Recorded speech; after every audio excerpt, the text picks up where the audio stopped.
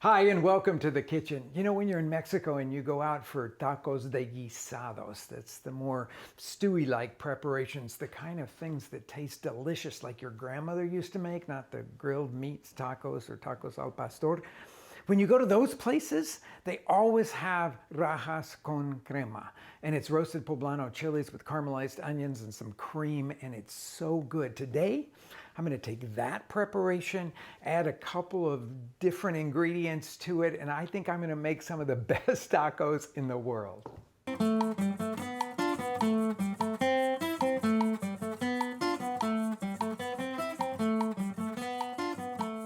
Well, of course, we got to start with the poblano chilies. I'm going to put them onto the stove here and roast them. These ones are real beauties. They have very vibrant looking skin, no wrinkles at all in there. And I'm going to set them over the highest flame that I can get on my stove here. You may be wondering about this little expanded metal device that I have here. I like it. I think they roast more evenly and more quickly if you elevate them just a little bit. And so that's why I like to use this little, it's called a chili roaster.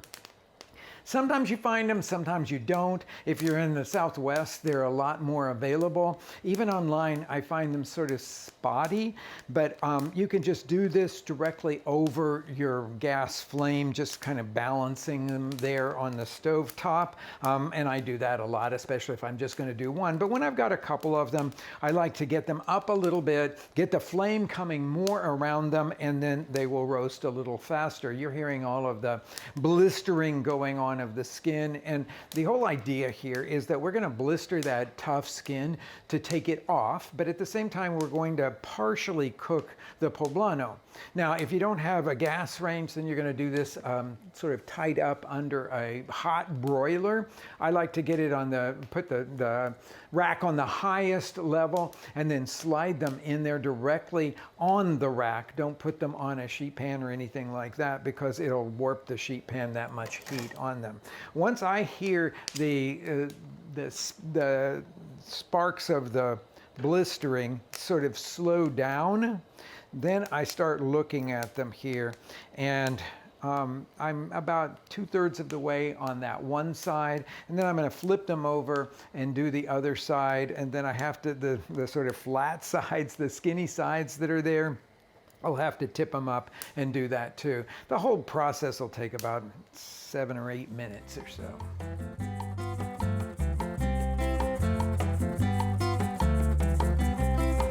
When they've cooled until they're handleable, basically, then rub off that blackened skin, then tear them open and then pull out the seed pod and the stem, get rid of those things. And then I like to give them a really brief rinse just to get any stray seeds and bits of skin off of them. Then cut everything into about 1/4-inch slices. If they're very long, then I cut those strips in half.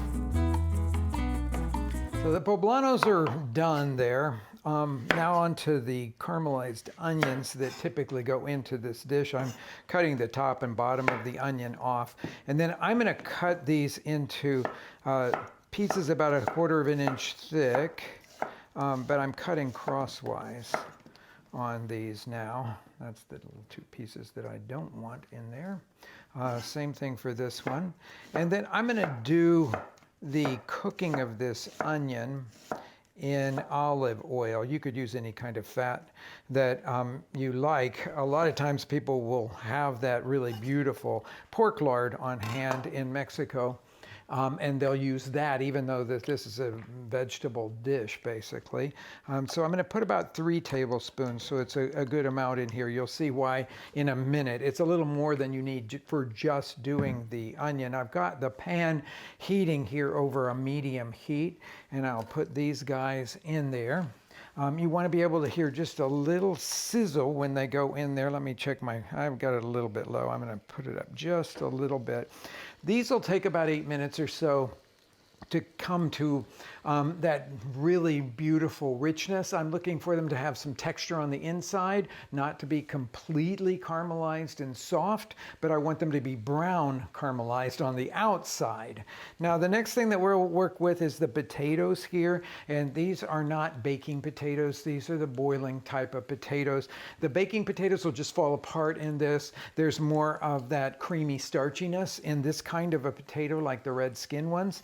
I'm going to do my typical way of cutting these guys, where you take some of the skin off but not the whole thing, and this will allow me to make even cooking small dice. Here I want it to be a little less than 1/2 inch, so I'm going to cut this into 3 parts here, and then 3 parts here, and then cut the dice out of that. And remember that this is going to be a taco filling, so the pieces have to be small enough that you can actually contain them in a tortilla. So there's one of them. I've got a pot of water on over here. It's boiling away, and I have salted this water. Now, I have heavily salted this water, and I think a lot of people, when they hear heavily salted water, think that they're just going to take a salt shaker and sprinkle it over and that's going to do it. No, it actually takes way more salt than you think. I put a couple of tablespoons in here, and I will tell you how to test whether you have heavily salted water or not. Take a little taste of it. If it tastes like seawater, it's probably just about right for this kind of work, for boiling pasta, blanching vegetables, whatever it might be. Yep, I'm just right there.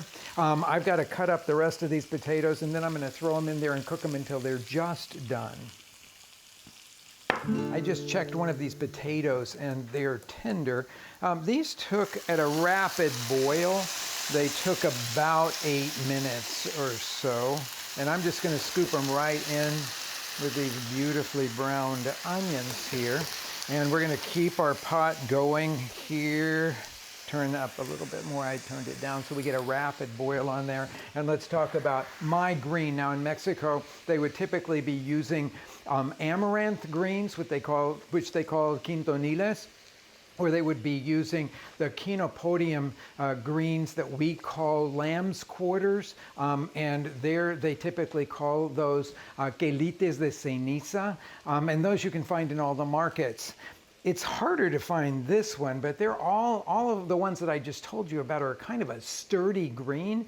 They have a really beautiful flavor, both the quintoniles and the quelites de ceniza. So I'm going to use this dark chard here, the one that's called either dinosaur kale. I call it chard. It's kale that's in front of me here, either the dinosaur kale or the lacinato kale. And a lot of people tell you to take the stem out of the middle of it. I'm going to cut the woody stem off of the bottom of it, but I'm going to use the stem in all of this, just bunching it up and cutting crosswise here in about 1/2 inch slices.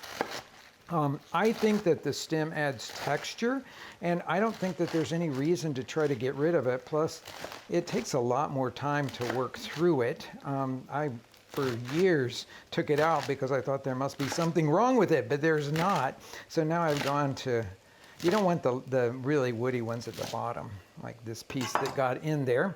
And then we'll take handfuls of this and we'll put those right into this boiling water here. Again, heavily salted boiling water. Put that piece over there.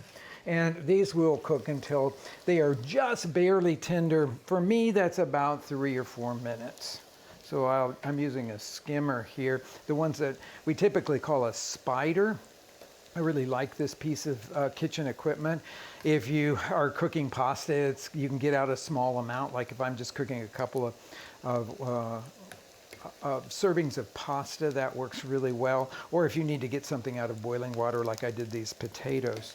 I'm going to give this pan a stir, and we'll let them all cook together for a short period of time here while the kale is cooking.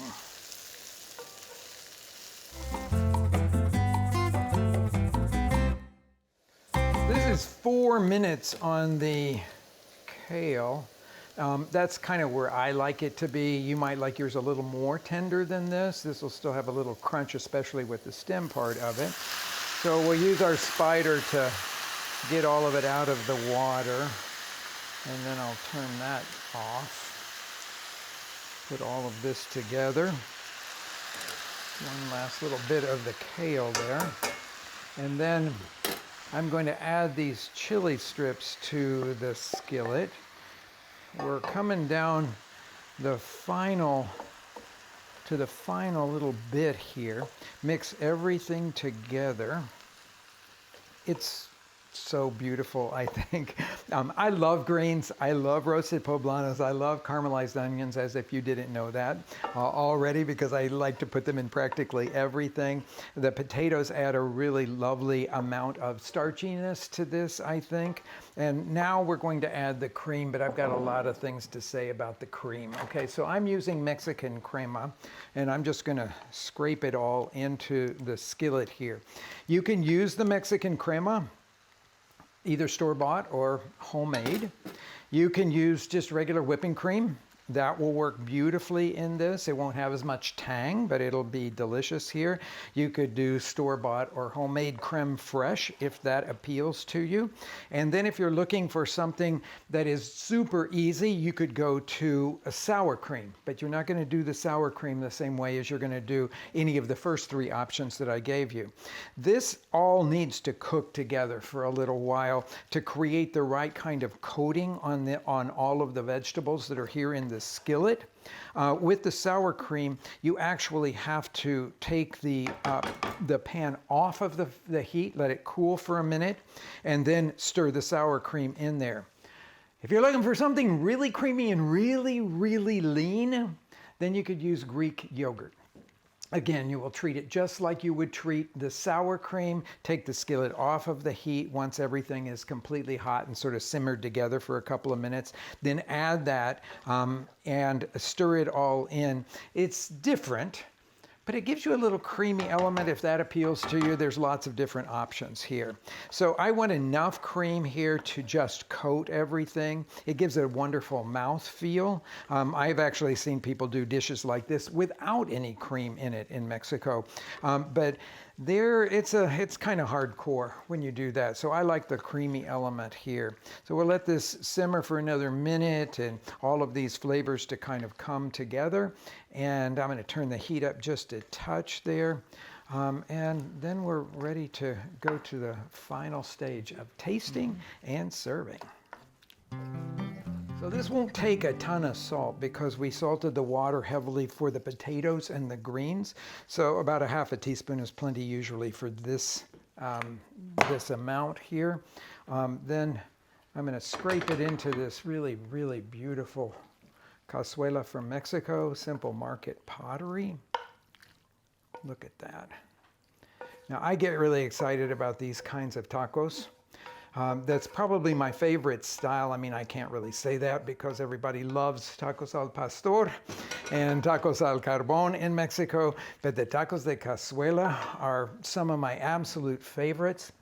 Of course, you need some beautiful hot corn tortillas. We've got that. I've got some queso fresco to sprinkle over the top of it. This is a typical garnish to go on this particular dish, whether it's just rajas con crema or my souped up one with potatoes and kale. And then I like to serve it with a kind of spicy salsa. So this is my herby, spicy tomatillo salsa that's got lots of different herbs in it. I think it goes perfectly well with this. And this is not only a homey dish, but it can become a real family favorite. I hope you enjoy it.